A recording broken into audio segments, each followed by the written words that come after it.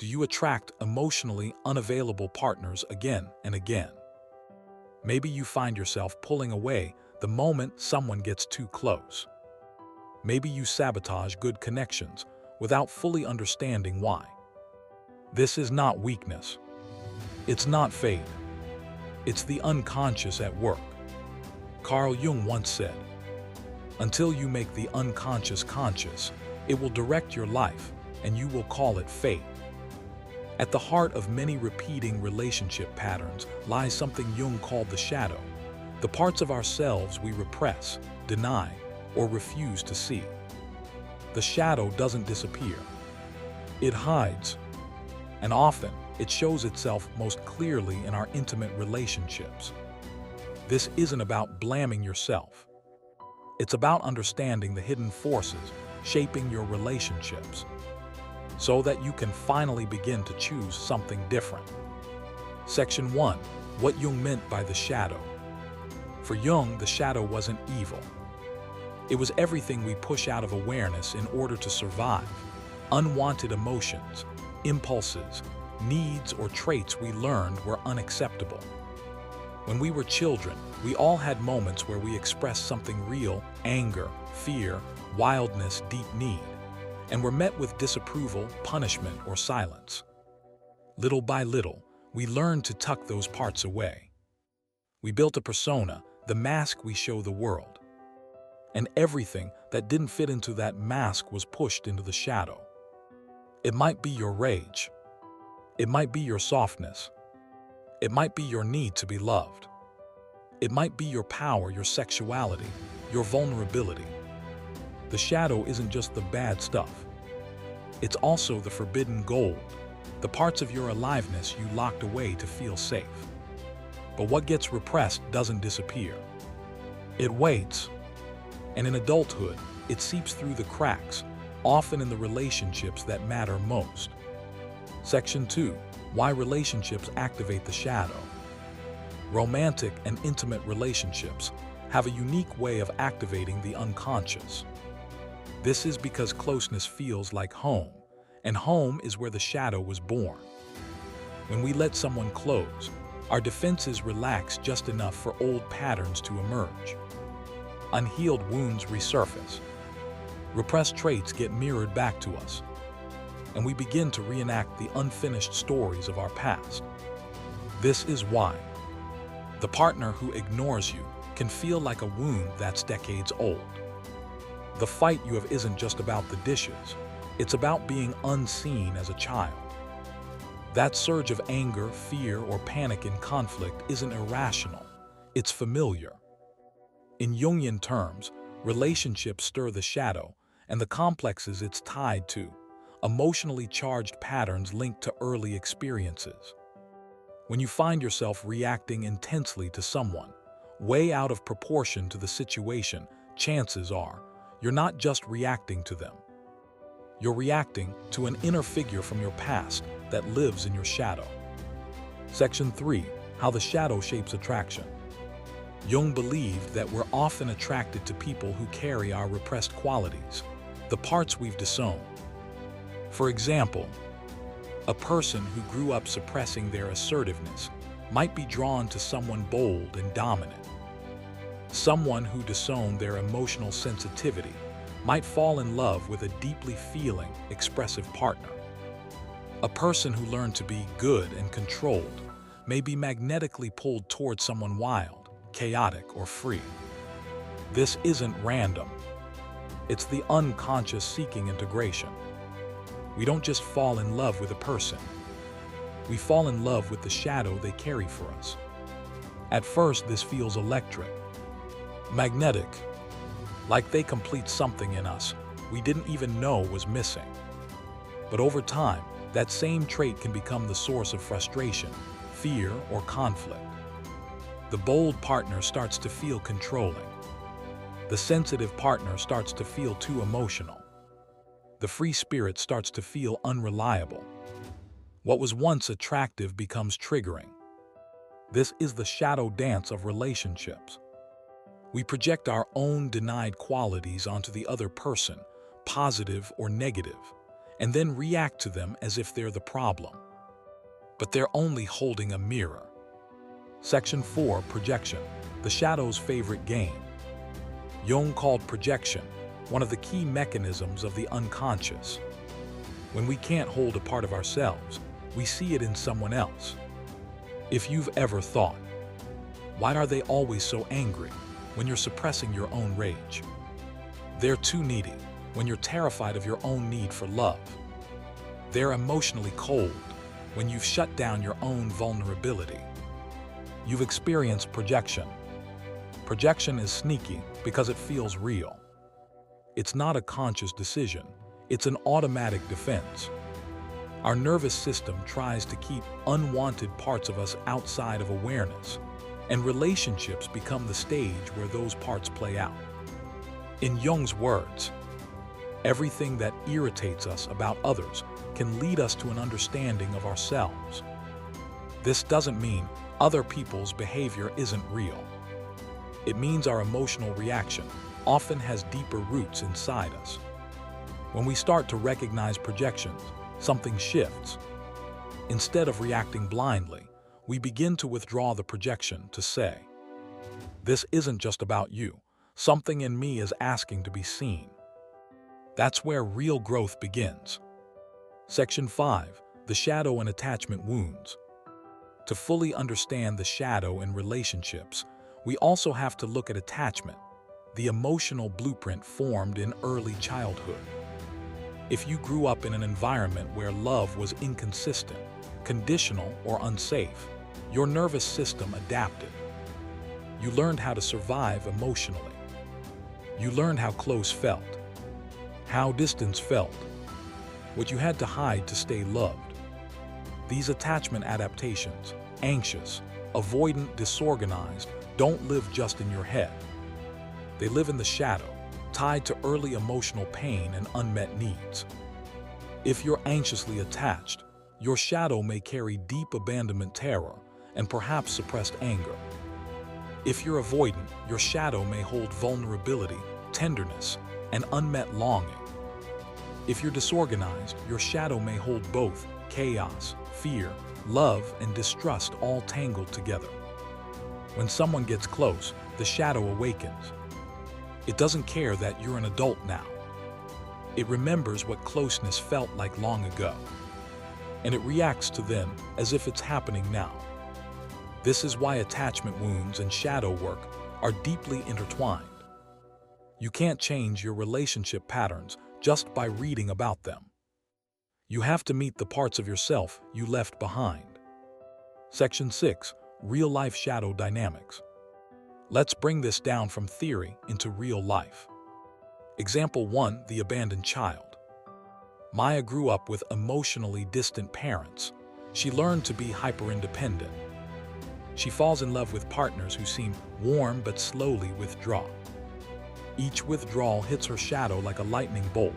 She panics, chases, clings. On the surface, she says, "Why do I always fall for unavailable people?" In the shadow, a little girl is begging not to be left again. Example 2. The silenced anger. Daniel grew up in a family where expressing anger was dangerous. As an adult, he's drawn to strong, fiery partners, people who express what he cannot. At first, it excites him, but soon he finds himself judging and resenting their intensity. What he resents isn't just them. It's his own rage living in the shadows, waiting to be acknowledged. Example 3. The lost vulnerability. Lee grew up being praised for being the strong one. She learned to never need anyone. She dates partners who are emotionally expressive, sensitive, and warm. Part of her loves it. Another part is terrified. She withdraws. Her shadow holds her own softness, the part she had to lock away to survive. These are not moral failings. They're unconscious survival stories asking to be completed. Section 7. How the shadow sabotages intimacy. When the shadow stays unconscious, it tends to sabotage closeness in a few predictable ways. Projection loops, where we blame our partner for our own hidden emotions. Emotional overreactions, where present triggers open old wounds. Repeating patterns, attracting similar partners or dynamics over and over.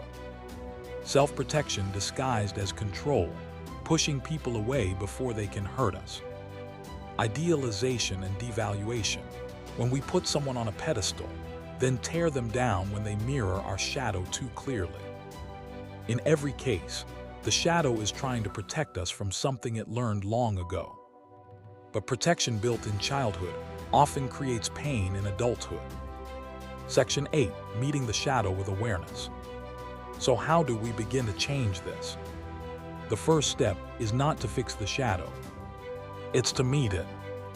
Notice your repeating patterns. Who do you tend to be drawn to? How do your relationships usually end? What triggers show up again and again? Track your emotional spikes. When your reaction feels bigger than the situation, pause. Ask gently, what part of me is speaking right now? This isn't overthinking, it's listening. Withdraw the projection. Instead of blaming or judging, ask, what might this person be mirroring in me? Bring curiosity, not shame. The shadow isn't your enemy. It's a younger, hidden part of you trying to be seen. Give the shadow a voice. This can happen in therapy, journaling, or inner dialogue. Jung himself used active imagination, speaking directly to inner figures to understand their message. When you turn toward your shadow instead of projecting it, relationships stop being battlegrounds and start becoming mirrors for growth. Section 9. Jung's concept of the anima and animus.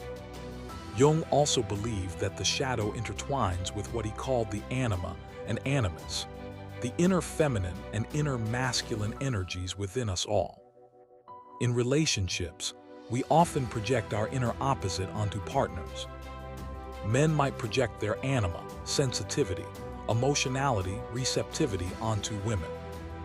Women might project their animus, assertiveness, rationality, agency onto men. These projections can create intense infatuation. We fall in love not just with the person, but with our own disowned soul reflected in their eyes. But eventually, the person cannot carry this projection forever. When they fall off the pedestal, resentment or heartbreak can follow. Jung believed the task of maturity is to withdraw the anima-animus projection, to reclaim those qualities in ourselves. Only then can love become a relationship between two whole people, not two half-shadows. Section 10. The nervous system and the shadow. This isn't just psychological.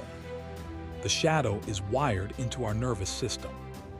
When an old wound is touched, your body reacts, heart racing, throat tightening, breath shortening. This isn't overreaction. It's your nervous system remembering.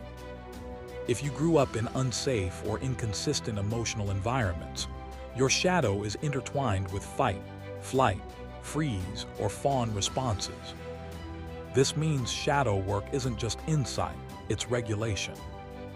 Learning to ground your body, breathe slowly, and return to safety is what allows you to meet the shadow without being swallowed by it. This is where somatic practices, TRE, breathwork, or trauma-informed therapy can become powerful companions to Jungian work. Section 11. The shadow is not the enemy. Here, what Jung wanted us to understand. The shadow is not a monster to be defeated. It's a child that learned how to protect you the only way it knew how. It's the home for all your lost pieces. The shadow doesn't ruin your relationships to punish you. It rises because it wants to be integrated. It wants to come home. When we meet it with shame, it hides deeper. When we meet it with awareness, compassion, and patience, it slowly begins to trust us again. Integration doesn't happen overnight.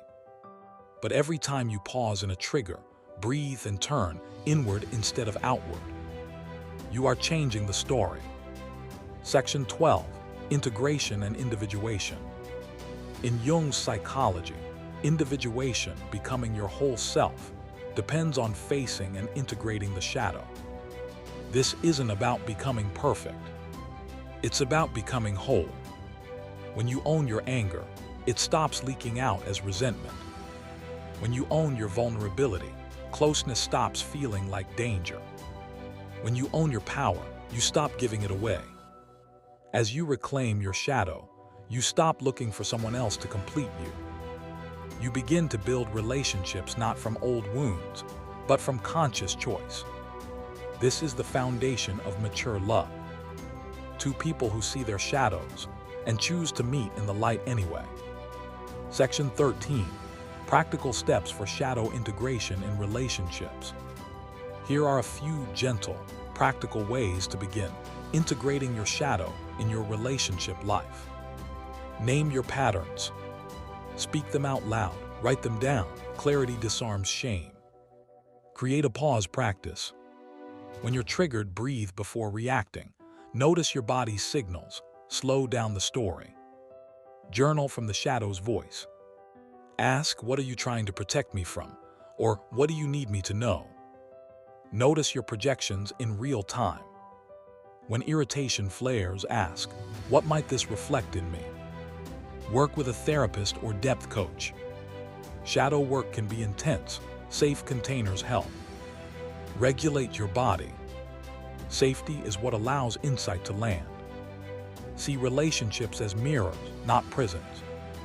Every person who triggers you is a teacher, not because they're right or wrong, but because they reveal something inside. Practice self-compassion. You're not broken, you're human. Section 14. Final reflection. Carl Jung once wrote, "One does not become enlightened by imagining figures of light, but by making the darkness conscious." In love, this means we stop blaming the other person for the parts of ourselves we refuse to face. We stop replaying the same patterns, expecting different endings. We stop abandoning ourselves in search of completion. The shadow is not an enemy. It is a map. And relationships are where that map is revealed. When you follow it inward, you meet the child you left behind, the feelings you silenced, the power you buried. And when you bring those pieces home, something changes. Love no longer has to be a repetition of old wounds. It can become a living dialogue between two whole people, shadows included. Closing. Take a slow breath. Think of one relationship pattern in your life that has repeated more than once. What might your shadow be trying to show you through it? This isn't about blame. It's about coming home to yourself. Because when you bring the unconscious into the light, you reclaim your power to love differently. If this spoke to you, you might want to explore my other videos on Jungian psychology, attachment, and trauma healing. Together, we can learn to meet the shadow not with fear, but with understanding. Thank you for watching. And remember, your shadow is not your enemy. It's the doorway to your wholeness.